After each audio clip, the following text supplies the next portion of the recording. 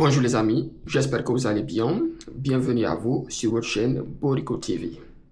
Dans cette vidéo, on va parler de la procédure à suivre en tant qu'étudiant étranger pour aller étudier au Luxembourg. Parce que j'ai reçu beaucoup de questions par rapport à ça. Je vais essayer à travers cette vidéo et d'autres vidéos encore qui vont venir de vous vulgariser cette procédure. Cette procédure ne sera plus, à partir de cette vidéo, en tout cas un mystère pour vous. Voilà. Il faut savoir que dans cette vidéo, je vais parler de beaucoup d'étapes et ensuite je vais filmer ma caméra et je vais montrer comment faire par vous-même. Vous n'avez pas besoin de quelqu'un d'autre pour le faire, vous pouvez le faire par vous-même. Voilà, il suffit juste d'avoir un portable ou un ordinateur et une connexion internet et puis et le document encore à fournir. Donc restez jusqu'à la fin de la vidéo.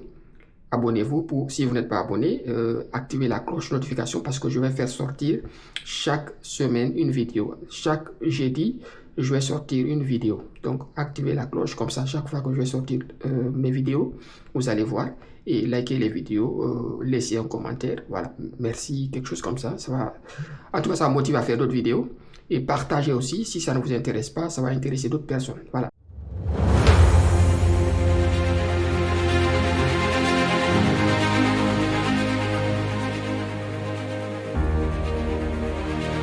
En fait, ce que vous devez savoir si vous souhaitez aller étudier au Luxembourg, c'est que pour aller étudier au Luxembourg en tant qu'étudiant étranger, vous devez passer 3 étapes principales. Ok, 3 étapes. Je vais vous expliquer les étapes. Ensuite, je vais filmer ma caméra pour vous dire en pratique, pour vous montrer en pratique comment faire. Ok. Déjà, la première étape, c'est la demande d'équivalence des diplômes. Certainement, vous avez entendu parler de ça. Il y a beaucoup de pays qui le demandent. Il y a d'autres qui ne le font pas. Mais il faudrait faire la demande d'équivalence de diplôme. Et la demande d'équivalence de diplôme, c'est une étape qui est obligatoire. C'est avant même la demande d'admission. C'est quoi la demande d'équivalence de diplôme? C'est une démarche pour permettre aux autorités luxembourgeoises de vérifier si votre diplôme-là que vous avez vous permet d'accéder aux études supérieures. Admettons que vous avez un diplôme de baccalauréat ou bien un diplôme de licence ou de master chez vous, ok. Le Luxembourg, eux, ils savent pas en fait la valeur de votre diplôme. Maintenant, il faudrait, pour aller étudier chez eux, faire une demande d'équivalence de diplôme pour qu'ils analysent vos diplômes, ils puissent savoir votre diplôme-là équivaut à quel diplôme chez eux. Si votre diplôme, par exemple, équivaut à un diplôme de bac chez eux, ça veut dire que vous devez commencer en licence. Et ça, la demande d'équivalence des diplômes. Je vais vous montrer comment le faire et vous allez comprendre. Ça, c'est la première étape. La deuxième étape, voilà, c'est la demande d'admission. Voilà. Lorsque vous faites la demande d'équivalence des diplômes et que vous avez l'équivalence, vous devez faire maintenant une demande d'admission dans une université au choix. Et ensuite, la troisième étape, naturellement, c'est la demande de visa. C'est comme ça que ça se passe de façon globale. Après vous avoir cité les 3 étapes et vous expliquer comment ça fonctionne chaque étape, dans cette vidéo, je vais vous expliquer, on va commencer par la première étape, ok, la demande d'équivalence des diplômes, parce que pour moi, c'est la première étape et c'est l'étape la plus importante, dans le sens où, si vous ne réussissez pas cette étape, ou si vous ne faites pas cette étape, vous n'allez pas pouvoir faire les autres étapes. Donc, pourquoi ne pas commencer par l'étape primordiale, la demande d'équivalence des diplômes. Je vais filmer ma caméra, je vais montrer comment la faire tout en vous expliquant, en fonction de votre citoyenneté, en fonction de votre nationalité, comment faire la procédure. Voilà, comme je l'ai dit, je vais maintenant vous montrer comment faire votre demande d'équivalence de diplôme afin d'aller poursuivre ou faire une demande d'admission, en tout cas dans une université luxembourgeoise. Déjà, ce qu'il faut savoir par rapport à cette demande, l'équivalence en fait des diplômes, c'est la procédure qui permet au Luxembourg de vérifier que votre bac ou diplôme étranger correspond bien au niveau du bac luxembourgeois. C'est la première étape obligatoire pour tous les étudiants étrangers. Voilà, les personnes qui sont concernées, c'est les personnes détentrices d'un diplôme étranger. Un diplôme étranger, peu importe le pays en fait.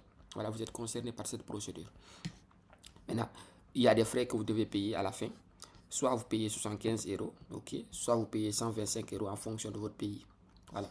Et je vais vous dire les pays qui vont payer 75 € et les pays qui vont payer 125 € parce que c'est classifié en fait. Voilà. Déjà, on va cliquer sur afficher tout. Je vais vous expliquer les conditions que vous devez respecter avant de faire cette démarche. Voilà. Déjà, pourquoi vous allez faire une demande d'équivalence de diplôme? Déjà, c'est pour pouvoir, soit si vous souhaitez aller travailler au Luxembourg, soit vous voulez aller étudier au Luxembourg. Dans le cas de cette procédure, c'est pour aller étudier. Mais il y a aussi une démarche pour aller travailler pour ceux qui veulent aller travailler. Mais cette démarche-là, c'est pour aller étudier. Voilà. Poursuivre des études. Voilà, j'ai trop... C'est là. Poursuivre des études supérieures ou université au Luxembourg. Voilà les conditions. Les conditions, en fait, ça dépend de votre pays. Et en fait, il y a des pays, en fait, au Luxembourg qui ont signé la Convention de Paris ou la Convention de Lisbonne ou la Convention mondiale. Ok, si votre pays a signé ça, ok, il faut savoir que la procédure ne sera pas aussi compliquée que les pays qui n'ont pas signé. Je vous dirai les noms des pays qui ont signé, ils sont là d'ailleurs. Voilà, c'est les pays qui ont signé. Parmi les pays qui ont signé, on a les pays africains, comme la Côte d'Ivoire, ok, et la Côte d'Ivoire, elle est là. Ensuite, on a la Guinée qui a signé, voilà, mon pays.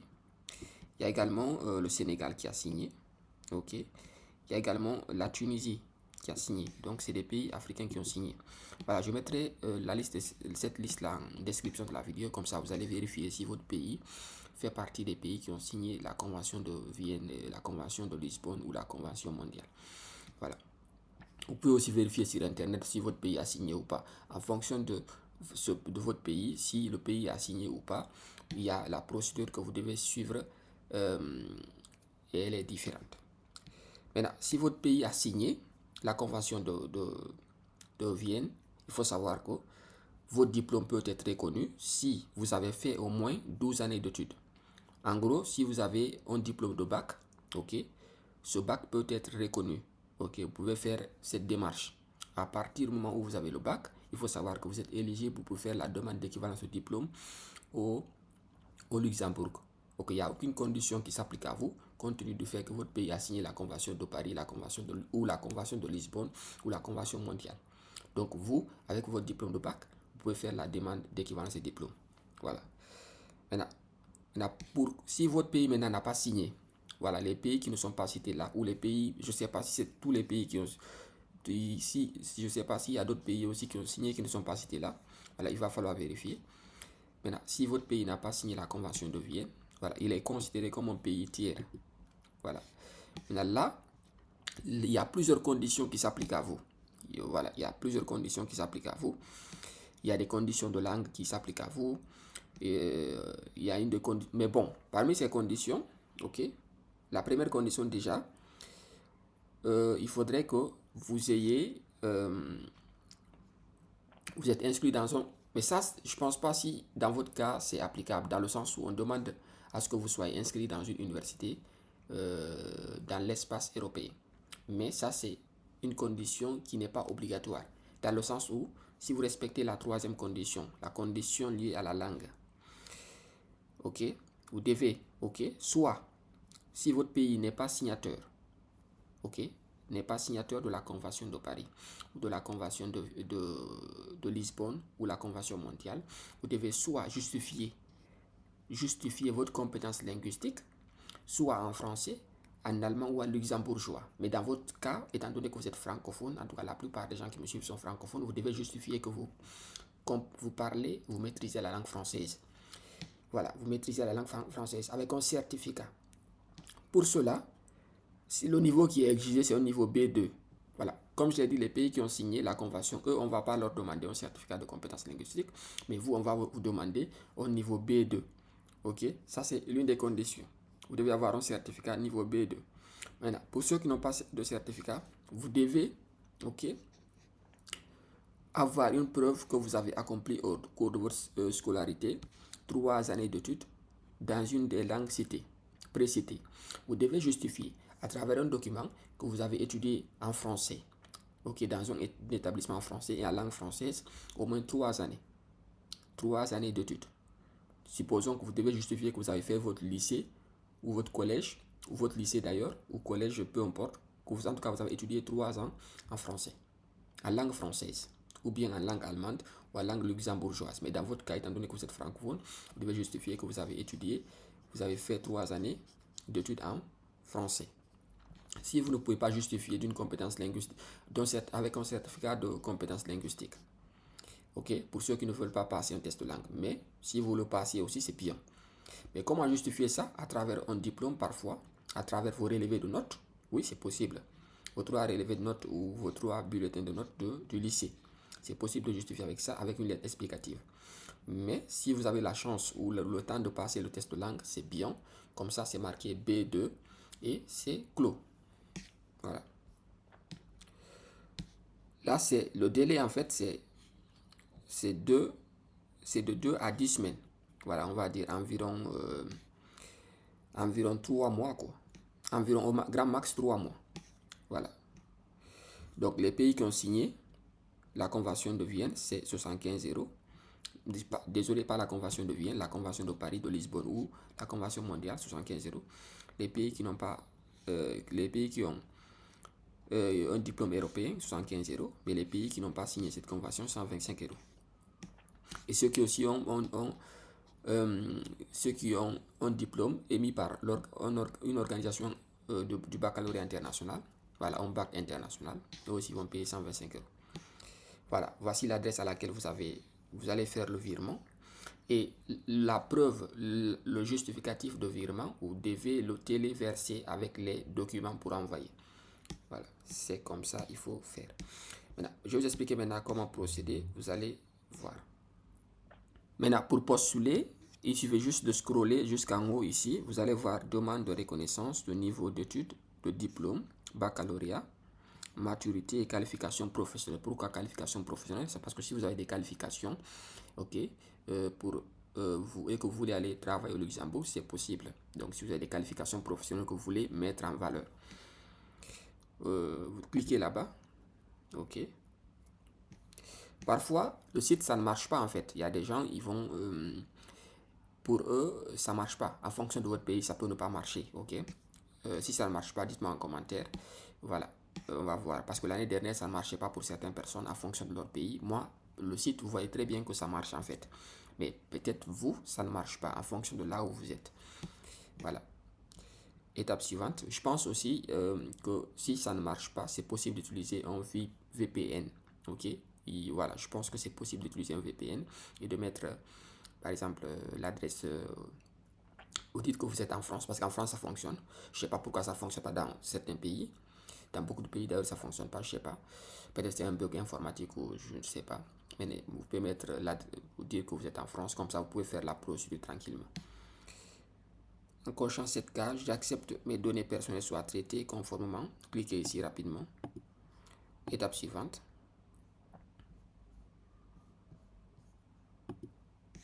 Là, on est là. On demande type de demande. Vous voyez, là, on a baccalauréat classique. Ok. Baccalauréat pays tiers. En fait, là, on a plusieurs possibilités. Ok. En fonction de votre cas, c'est au cas par cas. Si vous avez un baccalauréat d'un pays signateur, d'un pays, en tout cas, signateur de la convention, l'une des conventions citées, convention de Paris, de Lisbonne ou la convention mondiale, vous cliquez là.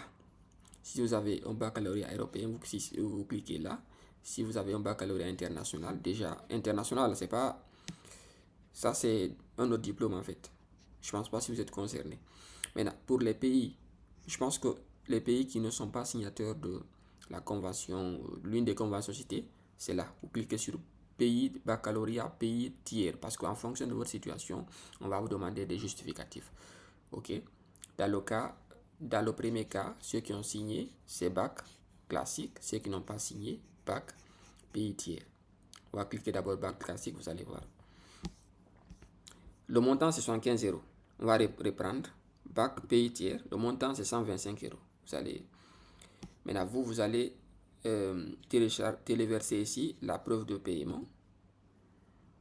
Ok. On dit cette démarche est à réaliser en une seule fois. Il est fortement recommandé de préparer les scans des pièces justificatives qui sont à joindre à la fin de cette démarche, parmi lesquelles on a une pièce d'identité, vos diplômes. D'abord, c'est votre pièce d'identité. Ok.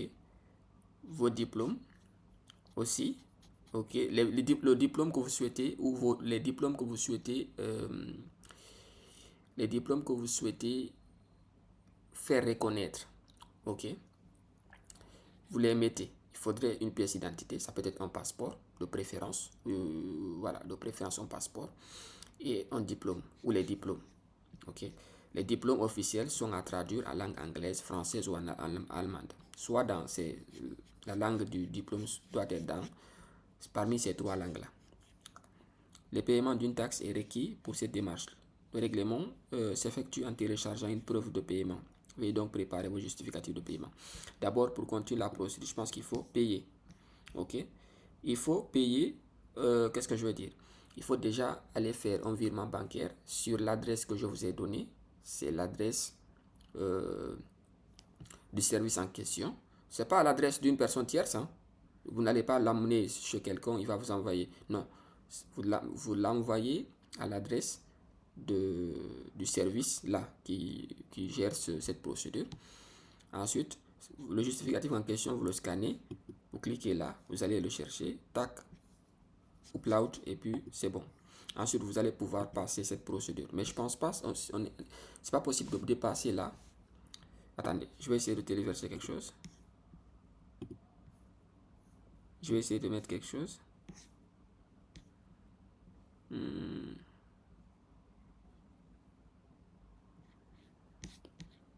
Ok, attendez.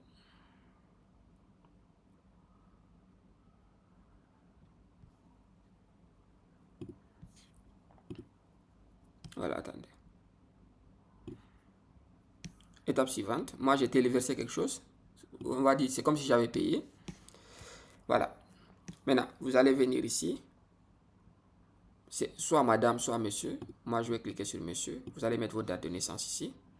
Date de naissance, on va dire premier. Premier mois. 2000. Votre prénom.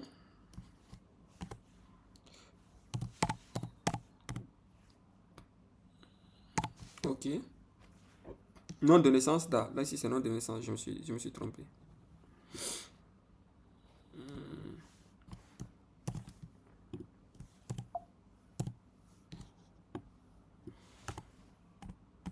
Ok. Pays de naissance, moi c'est Guinée.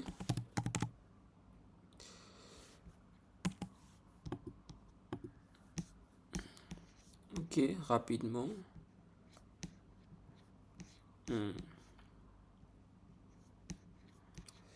Guinée. Ah, la Guinée c'est là. Nationalité. Guinéenne. Ok. Téléphone.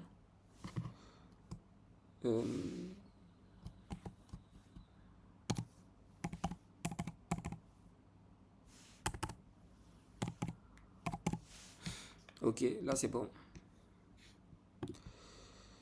Voilà, je reprends encore le numéro rapidement. Mon adresse mail, je le mets ici.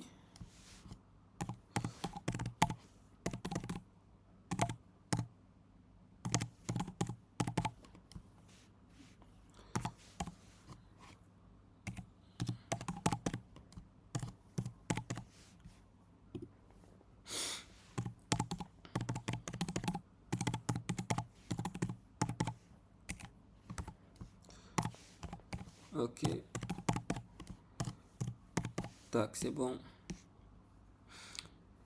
Demander d'adresse. Voilà, là maintenant je vais mettre mon adresse. Demandeur, adresse. J'ai mal prononcé ça. Guinée. Et là, vous mettez votre adresse. Si moi je suis guinéen et que je suis au Sénégal, je mets l'adresse du Sénégal. L'adresse de résidence. Voilà.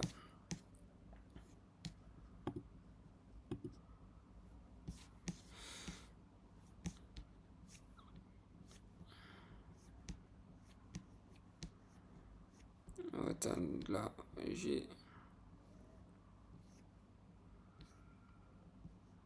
Voilà, Guinée. Code postal. Je mets le code postal comme ça. Localité. Conakry. Ok, numéro. Numéro de la rue. Mettez. Nom de la rue. Je mets juste quelque chose, tac, pour pouvoir passer. Suivant. Ah ouais. Là, je me suis trompé.